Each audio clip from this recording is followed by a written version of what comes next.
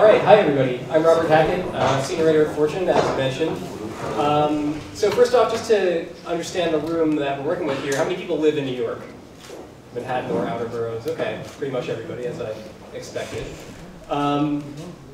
Let's talk a little bit about smart cities, but first, my panelists, I'd like you all, I'm going to cheat a little bit and have you introduce yourselves. So maybe if you could give us just your name, title, and a brief word about your business, and we'll take it from there. Sure. Sas Darwish, I'm a managing director of RBC Capital Markets, which is Royal Bank of Canada. I'm based here in New York, and I cover the IoT space in general, and connected cities is part of that. Hi, Ohad Sneal. I'm the general manager of Nixar in the US. So Nixar is a startup that is building a network of connected vehicles through smart dash cams. I'll talk about the rest of it later. Oh, sure. Hi everyone, my name is Micah Koch. I am the managing director of UrbanX. We invest in early stage companies who are reimagining city life. All right, great. So first question, Micah, is for you. How smart is New York City? I guess it depends on how you define smart. You know, I think New York has been pretty progressive in terms of some of its civic infrastructure, its 311 system, you know, some of its public broadband. I think it has a ways to go. I think there are other cities like Barcelona, Amsterdam in Europe in particular, where I think they've been a little bit quicker to roll out technologies to improve the citizen experience. But I think it really does depend on how you define, you know, what a smart city is. And I think fundamentally there is this question of public versus private infrastructure, and ultimately, again, you know, what role does the government play? What role do private companies play? And how do you begin to quantify that? Now, that being said, I'm a native New Yorker, and you know, just as a point of New York pride, I think New York last year was ranked by the Smart Cities Council as the smartest city in the world. You know, so there are those elements that I think you can say, yeah, we've done some really good things. Clearly, there's a whole lot of work to be done. But you mentioned some other cities that are leading the way also, Barcelona, Amsterdam. What can New York City learn from those places? Well, again, I think it's about investments in public space. I think you know, ubiquitous broadband is arguably the key. That I think if you ask most entrepreneurs, and just again by show of hands in the room, like how many people are entrepreneurs or work for a early stage venture? So I think, like, you know, for those people, you know, broadband is kind of like oxygen, arguably more important than oxygen. And so investments, you know, in ubiquitous, inexpensive broadband is, I think, one of those defining characteristics that you find in a lot of smart connected cities around the world. Sas, you're helping to build a smart city in Canada.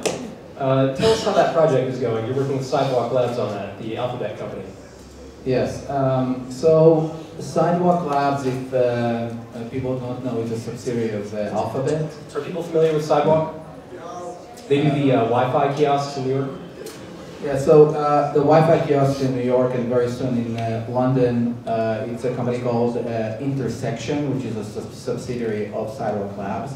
And Sidewalk Labs was created about 5 years ago out of Google Fiber in order to create, the vision is to create an operating system for a city. And they were looking for a big project around the world where they can actually do both infrastructure, connected buildings, connected transportation, and digital overlay of the city.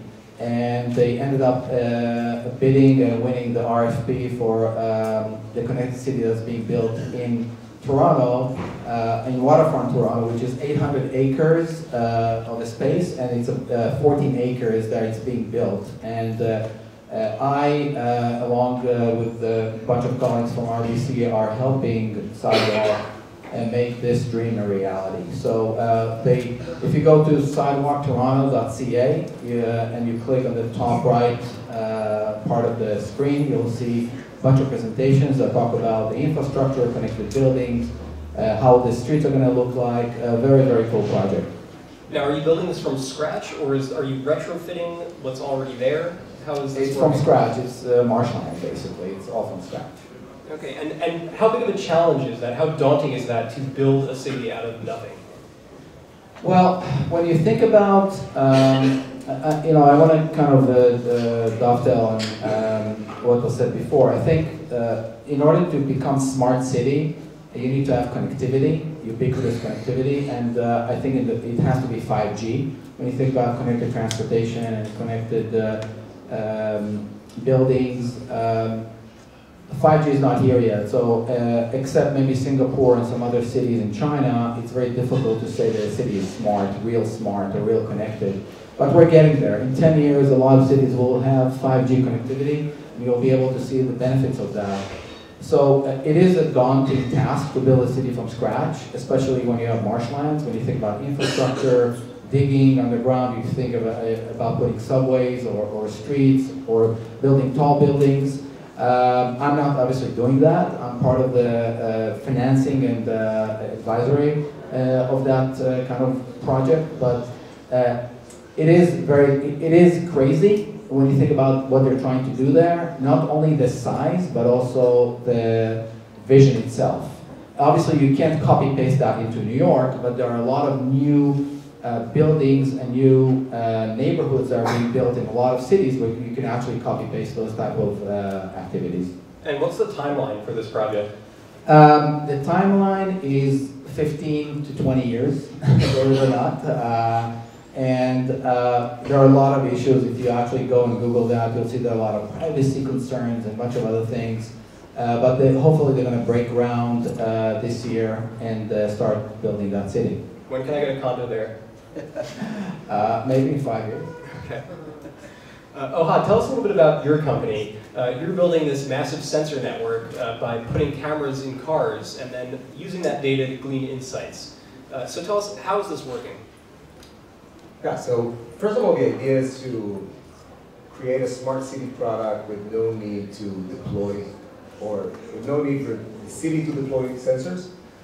So what we're doing is actually deploying our product, which is a smart dash cam that anyone can just buy online. First of all, you really want to delight the user and provide them with the product that they want to use. So it's a smart dash cam. You're all welcome to go online, get it, use it. I guess most of you are not driving because we're in New York, but that's kind of the first layer of the product. So it's a smart dash cam that is connected to your phone over Wi-Fi and creates a network of connected drivers. So in New York City, we have currently about 10,000 rideshare drivers that are using Nexar, the dash cam. And then comes the next layer of the way to actually build this massive network is by partnering with insurance companies that are getting the benefit of speedy claim processing and lower insurance costs and lower what's called loss ratio in the insurance world. So this is where the insurance companies are coming in, providing a discount on the policy to these drivers and incentivize these drivers to use the dash cam. What that creates is a massive network of connected dash cams that are seeing every corner of the city about 200 times a day. We have corners that we see every minute and some corners that we see only 100 times a day. But basically, you can think of Nexar as a live Google Street View that can see the city in every given moment. And then you can just imagine what a city can do with such a product with zero investment up front, so you don't need to put any smart sensors on traffic lights or lighting poles. We just have this infrastructure in place already for a fraction of the cost. And then some things that we're already doing with cities. So for example, we're working with the RTC, the Regional Transportation Committee of Nevada, to identify work zones. So we came to learn, you go into this business and you don't know what are the real issues that cities are facing. So a lot of cities are issuing a lot of work permits to all these developers and construction companies, and they don't really know what is happening in the field with these permits. So you don't know if someone started work earlier than planned, finished work later than planned, how many lanes they actually blocked, are they working during daytime, nighttime, how does that affect traffic? So our system is, so we kind of partner with them and develop a module that can detect in real time construction zones. So construction zone is relatively easy because you're just detecting cones and barricades and everything that is orange basically. And once we detect it, we upload a frame to the cloud. And then we're creating in real time a live map that they can use and understand what is happening. So let me interject right there and ask, I mean, it sounds like you're deploying the sensor network all around the city. Basically, this is like a giant surveillance network. How are you going to ensure that people are, that you're respecting people's privacy? That's a great question, and I think that goes back to what Anna said earlier, and that's the reason why a lot of the smart city features that we think about when we're thinking about smart cities, like, yeah, we'll monitor traffic and we'll monitor pedestrians. We're not doing it because we're concerned about privacy. First of all, we're fully GDPR compliant. So as far as the user's data, we're protecting their privacy. When we're providing the product to a city, we're blurring faces, blurring traffic lights, so you can think about, again, Google Street View, kind of same product and same privacy mechanisms. So that's what we're doing in the field. Okay. Micah, you're looking at all these various technologies, looking to make investments. What is most exciting to you right now? Oh God, that's a really tough question. How about I'll talk about a couple of our Israeli companies. So we had an entrepreneur named Merav Oren who started a company called Versatile Natures. Merav comes from a construction family. She formerly worked for Intel in Israel and has developed a sensor platform for a crane hook. So she's able to perform site analytics and really turn construction sites into something that resembles more like a factory floor. And she's live on projects both in Israel and in the US. And if you think about the proliferation of the internet into various industry segments, construction has one of the lowest rates of sensors and data and internet. So I think that's one that we are really excited about. The other company that we have in now is based in Jerusalem. It's a startup called GreenQ, and they're tackling the waste issue. So similar to Anna, what she mentioned before, this is a company that is using both hardware and software to track garbage trucks and helps to improve diversion rates and ultimately route optimization. So you have garbage trucks that are cruising the streets half empty less of the time. Mobility as well. I mean, so I work for a small team within the BMW group that's kind of charged with trying to disrupt the company from the inside before it's completely disrupted from the outside. And I think clearly, Uber and Lyft and their IPOs have captured the popular imagination, despite the fact that they don't actually make a profit. But when you look at the amount of funding that's gone into micro-mobility companies, scooter companies, I think the way that has an opportunity to transform the way that people go from 0 to 2 miles is super exciting. Those companies sure do lose a lot of money, but how many fans of Uber and Lyft do we have in the well, wait, so here? How many users? How many Uber fans? How many Uber fans? And how many Lyft fans? And how many Via fans? There you go, another Israeli it's company. pretty split. I'm surprised, actually. Scooter fans, scooters. How many scooter fans? That's actually a great question. When are we going to get scooters in New York? I think you'll see them very soon. I think you will see them very soon. I was recently in Austin for South by Southwest, and I got to say, I felt like I was putting my life in my hands every day that I walked outside. There were just scooters behind everybody. It seems like a challenge to adopt it in a place like Manhattan. Yeah, I wouldn't disagree, but that's never stopped us before. And I think, look, I mean, you had 30 million fewer subway rides last year. We were just talking about this. Like, congestion has never been worse in Manhattan. And for folks who live in the outer boroughs, in places that are transportation deserts where there is no mass transit, it's an economical, carbon-free option. And so I think that there's a lot of use cases where electric scooters, pedal assist electric bikes make a ton of sense. And again, the question is like, you know, do the economics work? And I think that's a big question around this whole, you know, future of smart cities. We talked about Sidewalk. It's like, what is the business model, right? How are you, you know, are you monetizing data? Are you selling that data? Who are you selling it to? I've been reading a lot of Yuval Harari, who's now also like my favorite Israeli. I know they're tied back to Israel now. But yeah, I mean, I think like, look, we are in the age of surveillance capitalism. And a lot of big companies are making their money based on acquiring your data and everyone else's data and then selling that data. So there's a big question around this, you know, future of cities. What kind of city do you want to live in? Do you want to live in a city where your data is being monetized by large privately held companies or by publicly held companies that have to meet quarterly earnings? And that's a threshold question, I think, as we enter into this new era where you're starting to see massive investments that private companies can afford to make, but public entities cannot afford to make it. So the question is, what's the trade-offs? And I don't think our elected officials are really too keen to have that conversation. I think this is a great segue to return to you, Sass, because you know, Alphabet Sidewalk Labs is part of a private company. And so how do you strike that balance between public and private?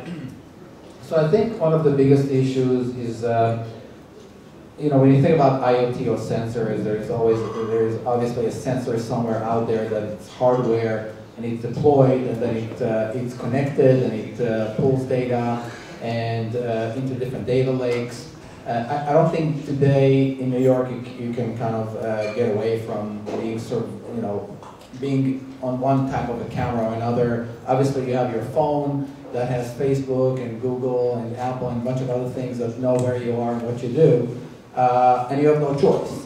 The question is, when you're part of a city and you live in a city and you pay taxes and the city has some type of a system that tracks you, what can they do with that data? So there are different types of open government data sharing schemes out there that are being discussed, where the data that is being created by me as a citizen should be kind of open for everyone, obviously without sharing my personal information. And then the idea is that you can actually build applications on top of that. So talking about micromobility as an example, what if I had an app where there was an NYC app that I enter into the app, I want to go from point A to point B, and what I get back, okay, if you want the free point A to point B, you walk. Or if you want $2 point A to point B, then you scooter. You want $10 point A to point B, you can take Lyft or Uber, or if you want $2.75 point A to point B, you take a subway. Obviously this data exists in each one of these companies, and it's all being gathered, but it's not being put in one big database. So the question is, where is the government or the city mandate in terms of forcing those companies that are working within the city, sharing that information and exposing it in order for application developers to build those type of applications. So I'm sure you have a data lake and you don't want to expose it to other companies to build things on top of it because it's yours. But then maybe in 5 years, the city will force you to do that, and you'll have no choice if you want to, you know, work in New York City. I'm curious to know what your thoughts are around that. That's actually very interesting because we're, I don't know if I'm allowed to say, you're all under NDA, right? So, no, we're exploring a business model of putting this data out there as a platform for developers to work with. Cool. No, again, going back to your question, I think public-private is, still remains to be seen. I think Micah said it. There are a lot of places that are not democratic, like New York, like Singapore and other places where they force those issues, and it's very easy because it's very easy actually to come to a solution where it works. I can tell you that some places will in the world will force you to wear some type of a device or expose your device to be tracked if, for example, you don't want to be run over by a car, okay? So when you think about 5 years from now, 10 years from now, when everything is connected, you will not be allowed into a city without knowing, where you are and what you do in order to, for you to not be run over by a car. And if you don't want to do that, then, the city services, for example, won't pick you up. Like the ambulance is not going to come and pick you up, as an example. So the question is, where is that line, okay, that on one hand wants to give you privacy, but on the other hand it wants to create security and safety for the people that are out. And by the way, cities are growing. We talked about that before. Today, 52% of people in the world live in cities. 52%. By 2050, it's going to be 70%. And cities are defined 100,000 people and more.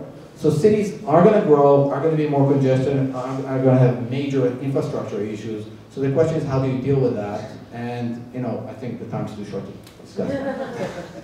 I've got another question for you.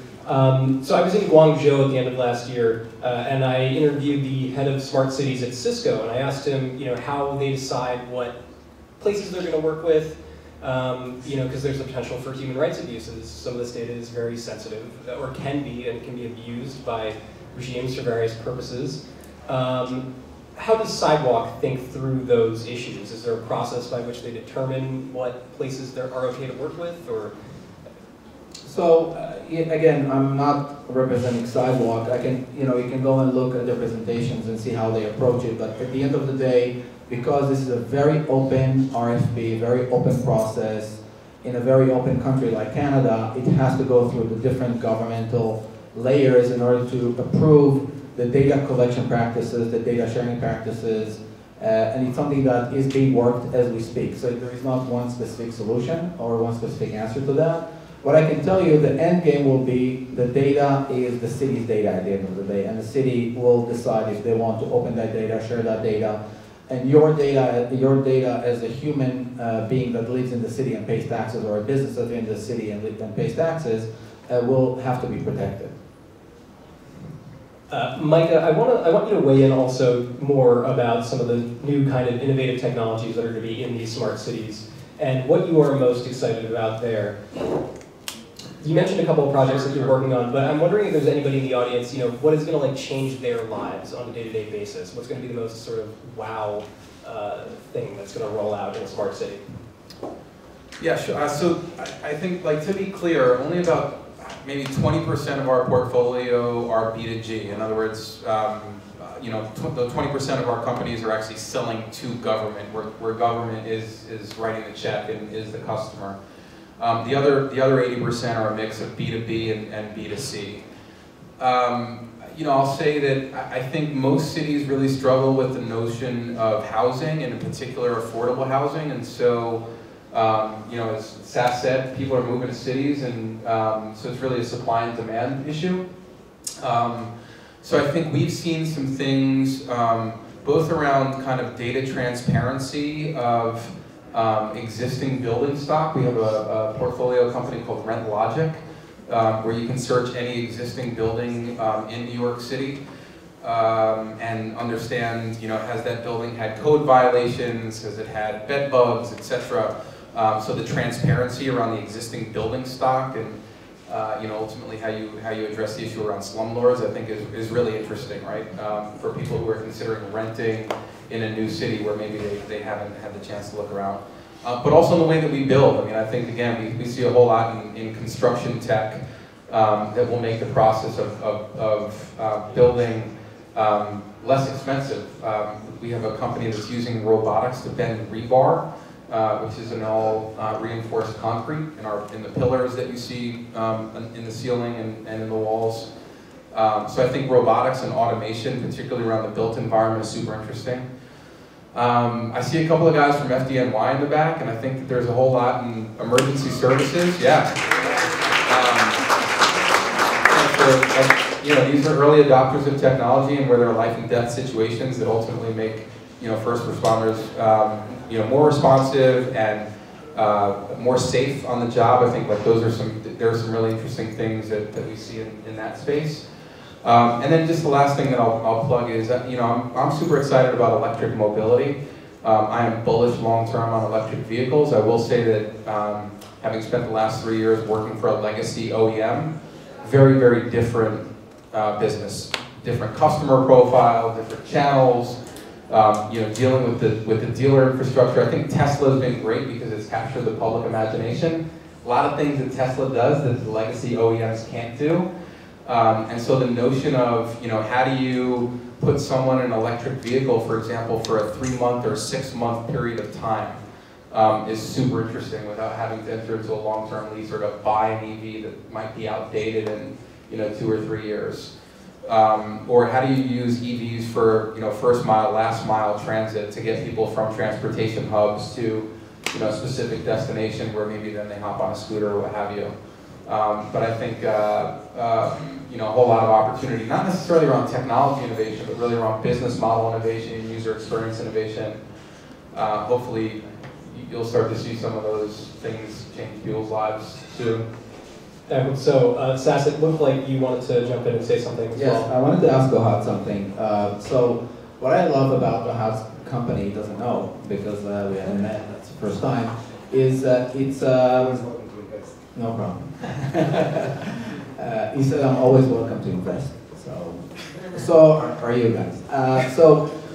What I like about his company is really it exemplifies the major shift that is happening in the computing world, which is what we call edge computing. So everything today is starting to move from the cloud to the edge. The cloud is not going to be going away, but the intelligence, the data collection, everything is going to the edge.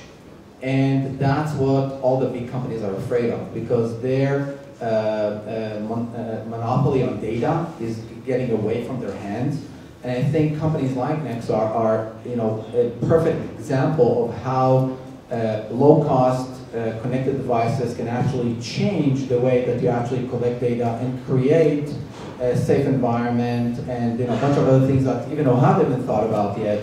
So I would love to hear a little bit about that trend and how you see that developing through your own eyes. So it's a great question, because that's the biggest challenge that companies like ours are facing, and essentially what you want to do when you're building a product like ours. So if you look in the industry, in the space of dash cams and connected dash cams, there are a few competitors, but the price point is completely different. So let me start with our price point. Our price point is $50. So the idea is for every person that owns a car can buy the dash cam and run the app on their phone. The reason it's only $50 is because we have a dumb dash cam and the phone is the smart behind it. So then you need to squeeze all this smart into a phone. That's A, and B, you're competing with all the other resources on the phone where, if you have a dedicated hardware like most other smart city applications have, so you control exactly what's going on in the hardware, you control the CPU, the GPU, you actually design exactly what components you want to have in your device. While our users are using a variety of phones from very, very cheap $50 smartphones to the iPhone XS Max and now the Galaxy S10 that offers great computing power. The idea is, so we started with developing all these neural networks that will identify. So we started with things like ADAS back like 2-3 years ago. So ADAS is Advanced Driver Assistance System, the thing that Mobileye are doing, and that will tell you that you're getting too close to the car in front of you. But then we realized that in most cases, users want to run our app in the background. Or actually, in most cases, users don't want to run our app. And I can't blame them. We're not supposed to do anything if you're not in an accident, if you didn't see anything interesting on the road. So essentially, our app should be one-time pair and forget. From then on, we're going to take care of it. We're going to automatically launch in the background. The problem when we're running in the background is that you have very limited access to resources on the phone. So for example, with iPhones, I'm sure a lot of you don't know that, but if you're an app running on the background, you just don't have access to the GPU. So you can only run on the CPU. And that's a big problem for a company that specializes on vision and AI. What we did was, so one of our biggest IP and the things that we're most proud of is creating what we call nanonets. So nanonets are nano neural networks that are about 5 megabytes in size. And they're kind of the first line of defense, running on the smartphone and the edge devices themselves. They have, let's say, 95% accuracy versus the 99.9% accuracy that the models on the cloud have. But that's enough for us to identify an object, send the frame to the cloud for further analysis, and then present it later on. So we've got just a couple minutes left. I figured we could leave off with just a prediction from each of you. Paint a picture of the world 5 years from now. Where are we going to be with respect to the state of smart cities? And I know the future is not evenly distributed, so this is probably going to happen in various cities, not necessarily pervasively. But tell us what you'd like to see in the future. And Ohad, we can start with you. So, first of all, I think that 5 years is a very short period of time. 10 years, 20 years, whichever timeline you want to go with. About 5 years and then nothing will change. We're not going to have jetpacks and be flying around like the Jetsons? Right, so obviously when we're talking about 20, 30, 40 years from now, the autonomous vehicles is what the first thing that come into play. Well, definitely, so when you're thinking about a smart city, it will just need to be one large network of IoT devices from the device that Sas mentioned that pedestrian will need to, where to every micro-mobility device is an IoT device now, right? Because every scooter and every jump bike and dockless e-bikes are equipped with an LTE module, and in the future will be a 5G module, and of course the autonomous vehicles. So it will be a great network of IoT devices. Our vision, it will be a future of zero car crashes. So vision zero, if you want.